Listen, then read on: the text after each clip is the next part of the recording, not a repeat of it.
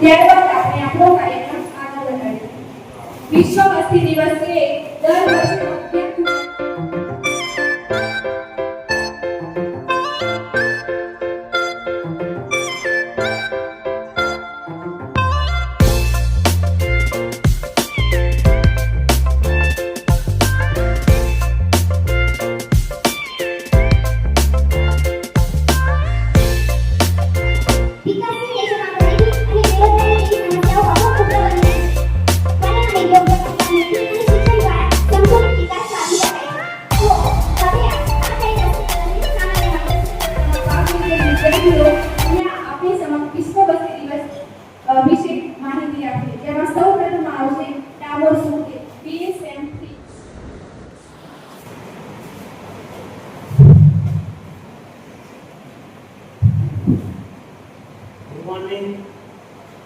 all of you, Sri Kalpia Katara Arts College ના આચાર્ય શ્રી લાંબો BSMT psychology નો વિદ્યાર્થી આજે જે વિષય પર ભાષણ આપવા જઈ રહ્યો છું તે વિષય છે વસ્તી સંકટ અને ભારતનું ભવિષ્ય.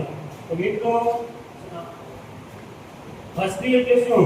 વસ્તી એટલે ચોક્કસ સ્થાને રહેતી લોકોની સંખ્યા. વસ્તી હોવી આવશ્યક છે, પરંતુ અતિશય ભારતમાં વસ્તીની વાસ્તવિકતા સમજીશું તો આપણો દેશ સૌથી વધુ વસ્તી ધરાવતો છે, જેમાં 144 થી પણ 144 કરોડથી પણ વધુ વસ્તીનો સમાવેશ થાય છે.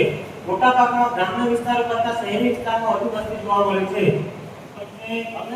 એટલે જીવન જરૂરિયાત સ્ત્રોતો ઘટશે, અસામાજિક તત્વો વધશે, ગુનાઓ વધશે.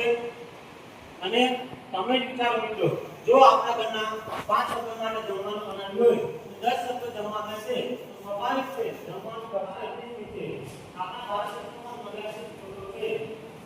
હવે આનો અભિયાન ચલાવશું, જેમાં નાની કુટુંબ ચલાવશું, બીજું શિક્ષણ, મોટાભાગના વ્યક્તિઓને શિક્ષણમાં ભાર આપવો પડશે, ત્રીજું યુવાનોમાં જાગૃતિ, શાળાઓ અને કોલેજોનો યોગ્ય કાર્યક્રમ કરી વિકસિત ભારતનું સ્વપ્ન સાકાર કરવું હોય તો સાચી વસ્તી અને ગુણવત્તાવાળું જીવન આપણે આપી શકીશું. છેલ્લે આપણે સંકલ્પ કરીએ કે આપણે બધા આપણા ભારત દેશને સ્વપ્ન સાકાર કરવા માટે યોગ્ય નાગરિક બનીશું, વસ્તી વધારાનું નિયંત્રણ લાવીશું અને આપણા ભારતના ભવિષ્યને ઉજ્જવળ બનાવીશું. જય હિન્દ, જય ભારત, જય ભારત. ખૂબ જ સરસ.